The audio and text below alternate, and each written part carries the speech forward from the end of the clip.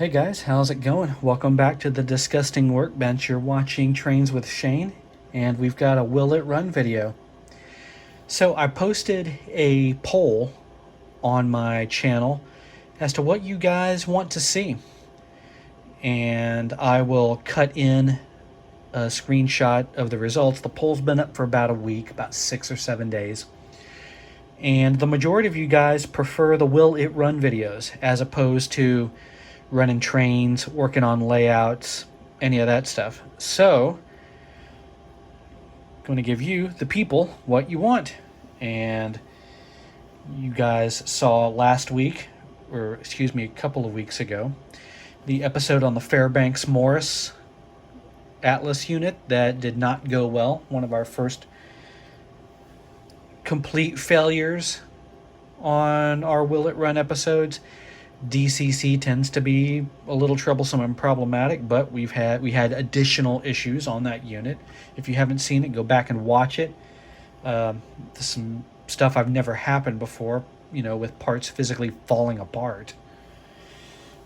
But let's change it up here. We've got a slightly newer unit. I did not pick this up at a train show. I picked this up off of eBay. This, as you guys can tell, is a Bachmann, oh no, with DCC and sound equipped. It's a GP38-2 with dynamic brakes. It's got an Econami decoder in it. It's in CSX YN1 scheme.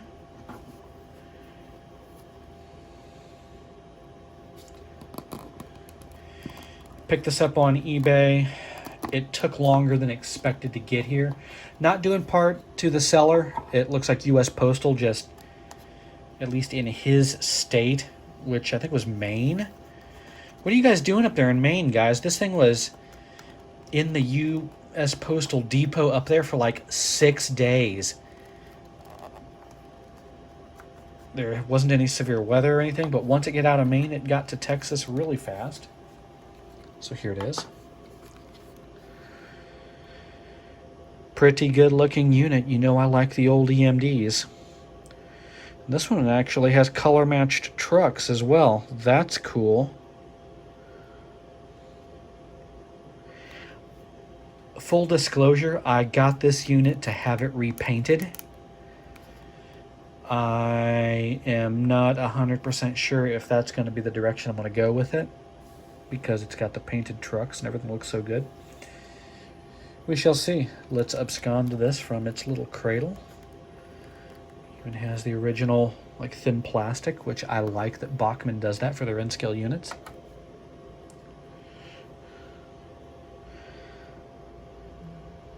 Zoomed in.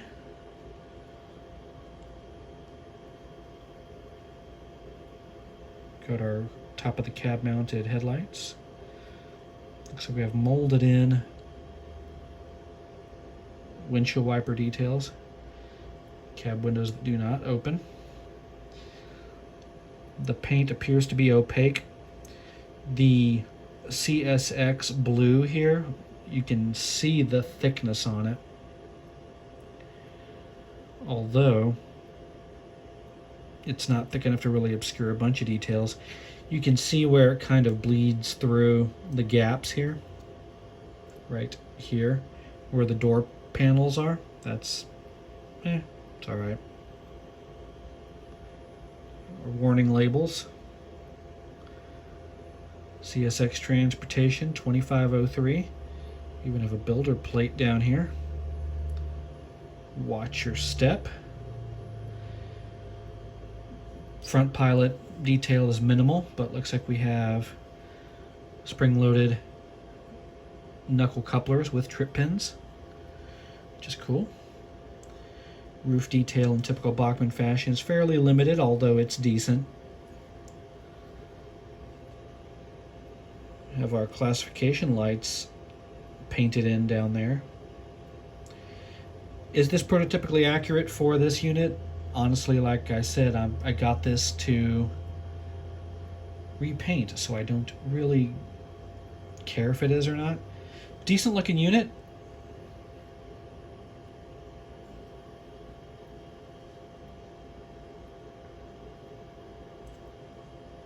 So what do you say we get this onto a test track, find out what it does or what it does not do? I will see you guys over there.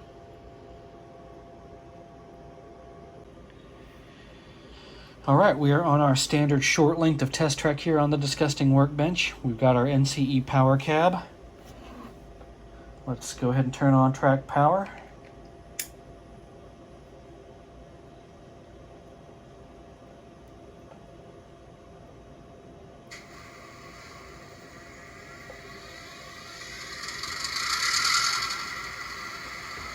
Well, and as you guys can hear, our sound functions work. Looks like we got a startup sequence there. Here are spitter valves.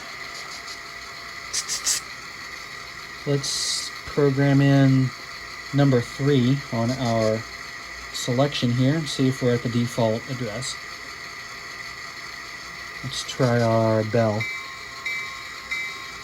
Yep.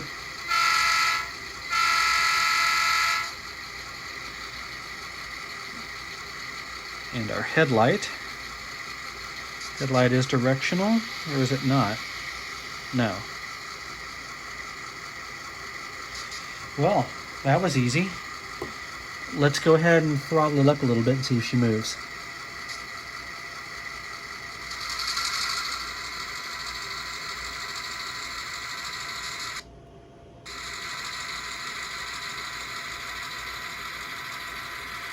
Looks like we hit a dirty spot in the track.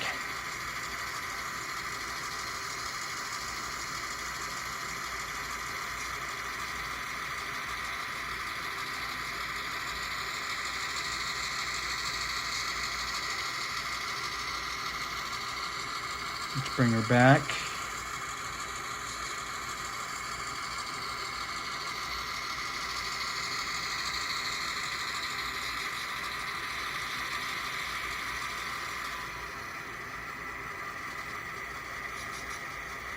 Not bad so far. Let's see if I can get her to really notch up.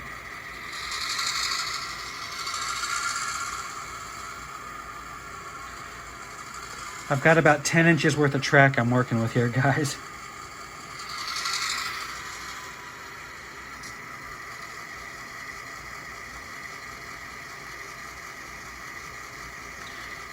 Back her up.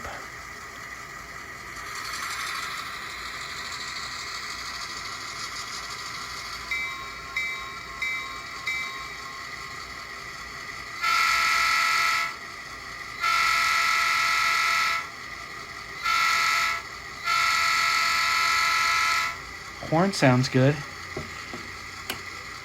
If you guys watched the GP40-2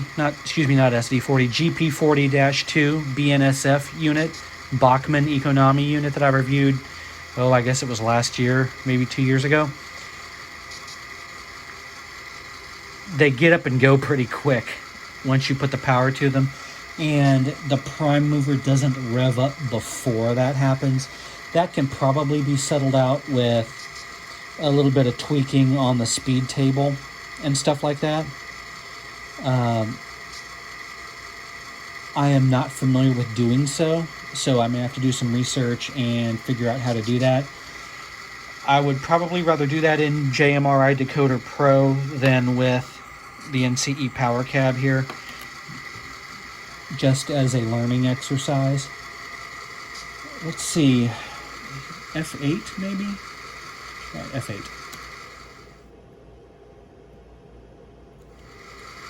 Okay, that's sound mute. Is there a way I can power down the prime mover? Oops.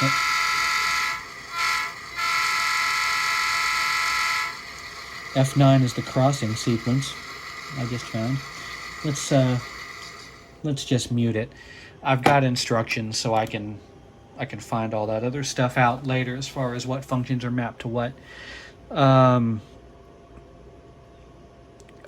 I got this for not a ton of money, thankfully. And Bachmann is in kind of a weird position right now. If you go look around online, Bachmann was always the good value for what I would consider entry level into the hobby in HO scale as well as N scale. If you go look around now and just compare DC to DC, you can pick up a Bachmann unit in DC for, let's call it $80. And shipping and stuff is always extra, of course, or maybe free shipping if you find one on Amazon or from a seller offering a deal. You can get a Kato unit between $80 and $100 pretty reliably. Of course, it varies depending on what you're getting. I'm just, I'm comparing your standard EMD GP unit.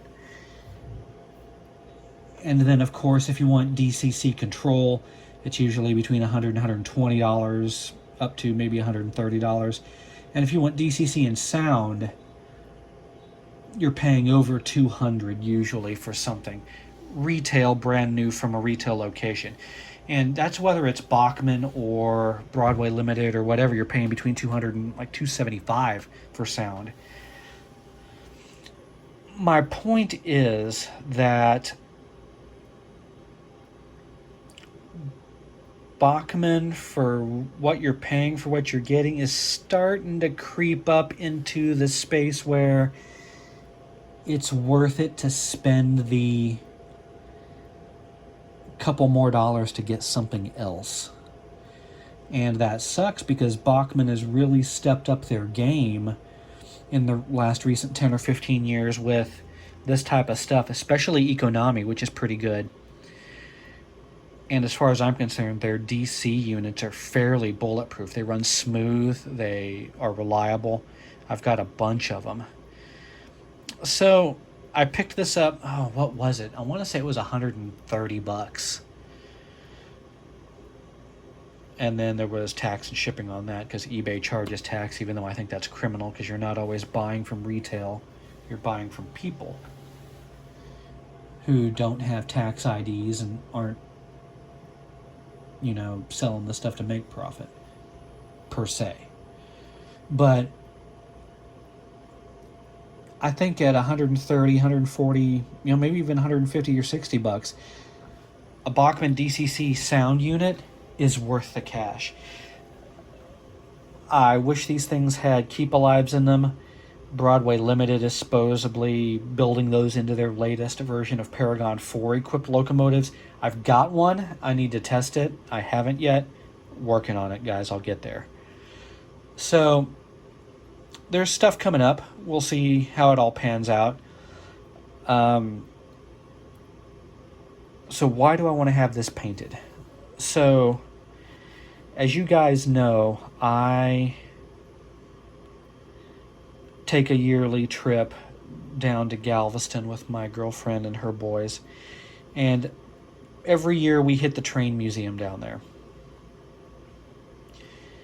They have on static display there an ex-Burlington Northern Whiteface GP38-AC, which externally is indistinguishable from, a GP38-2, which is why we're here.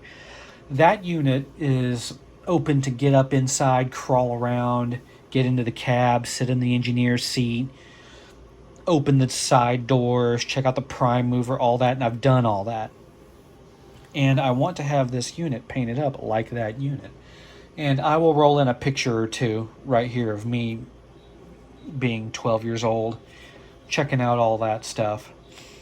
And yeah, I figured if I'm gonna buy one, let's just go ahead and buy one with DCC and sound, because for me, between the $70 or $80 that the DC version would cost, and some people are wanting $100 for these things, like on eBay and stuff, versus an extra $30-40 for DCC and sound, for me it was worth it to pony up the extra cheddar to get the one with DCC and sound, even though, as you all know, DC tends to operate a little more reliably, especially when track conditions are suspect. So the jury's still out on whether I'm going to have that done or not. I probably will. I've already talked to my friend Marius about it, and I think he's on board, so I'll probably end up sending this to him. But we needed to find out if it at least ran and all that before we spend another $100, $150 to have it custom painted. So with that, guys, will it run? Yes, it will. I feel that this is kind of a little bit of a redemption from this fellow here, which I still have not figured out what I'm going to do with, whether I'm going to even bother spending any money on it, on a unit that I probably won't even run anyway. I may just display it statically. So what do you guys think? Are you CSX fans? Honestly, I'm a Chessie Systems fan.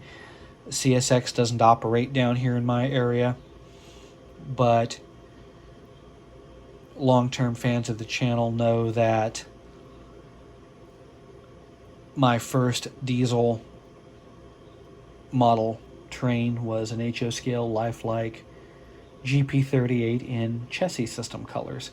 I can't remember if it was B&O or C&O, but yeah, it's what my dad bought me when I was, I don't know, I want to say 10 or 11 years old.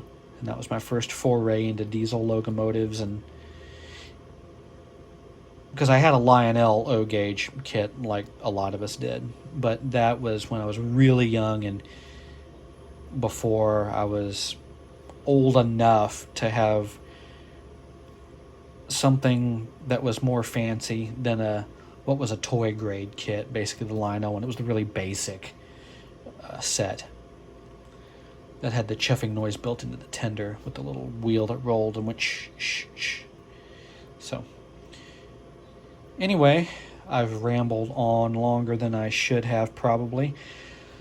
I want to thank you guys for joining me on another Will It Run episode on Trains with Shane. Thankfully, the CSX Bachmann GP38-2, it runs. It runs forward and backwards, has working lights, working sounds.